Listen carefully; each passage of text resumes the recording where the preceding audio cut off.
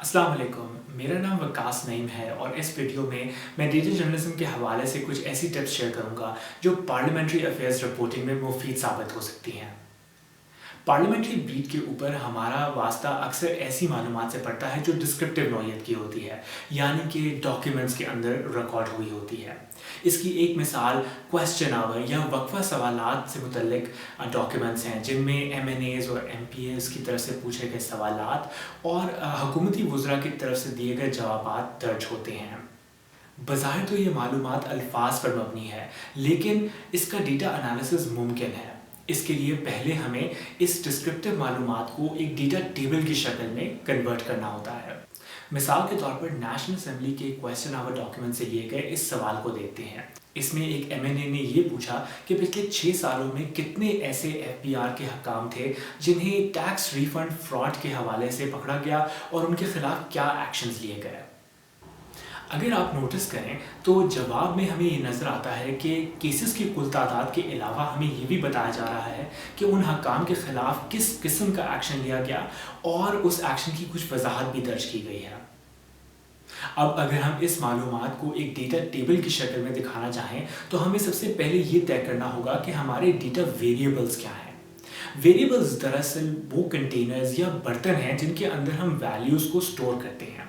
Variables आमतौर पर किसी टेबल की पहली रो में बतौर हेडिंग स्टोर किए जाते हैं। हम इन वेरिएबल्स का तयन उस मालूमात की बेसिस पे कर सकते हैं जो हमारी खबर के लिए ज़रूरी है और जिसे रिकॉर्ड करना हमारे लिए फ़ायदेमंद साबित हो सकता है। इस जवाब में हमें 3 तरह की मालूमात बताई जा रही हैं: हकाम के खिलाफ लिए गए एक्शन की किस्म, उस एक्शन की वजाहत और उस एक्शन से मुंसलिक केसेस की कुल तादाद। हम इन 3 तरह की मालूमात की बेसिस पर 3 वेरिएबल्स डिफाइन करते हैं और उनको अप्रोप्रिएट नाम देते हैं ताकि बाद में हमें याद रहे कि इन वेरिएबल्स के अंदर हमने क्या इंफॉर्मेशन स्टोर करना चाहिए थी। अब हम इस टेबल की अगली रोज़ में हर एक्शन से मुंसलिक उसकी वजाहत और केसेस की कुल तादाद रिकॉर्ड कर सकते हैं। जब मालूमात हमारे पास एक डेटा टेबल की शक्ल में तैयार हो जाएं तो हम इनके ऊपर मुख्तलिफ कैलकुलेशंस लगा सकते हैं, मिसाल के तौर पर जमा तफरीक या परसेंटेज कैलकुलेशन। अगर ये मालूमात चंद सालों पर मुहित हो तो हम इसका ट्रेंड एनालिसिस भी कर सकते हैं। नई मालूमात की रोशनी में हम इस डेटा टेबल को अपडेट करके फॉलोअप स्टोरीज भी कर सकते हैं। डिस्क्रिप्टिव मालूमात को डेटा एनालिसिस के लिए तैयार करने में शायद सबसे अहम कदम वेरिएबल्स का चुनाव ही है। इस हवाले से चंद मशवरे आपकी पेश खिदमत हैं। जब आप एक वेरिएबल का तयन करने जा रहे हों तो ज़रूर ये सोचिए कि उस वेरिएबल में आप किस किस्म की मालूमात रिकॉर्ड करना चाहेंगे और उस मालूमात की अमूमी वैल्यूज़ या टिपिकल वैल्यूज़ क्या होंगी।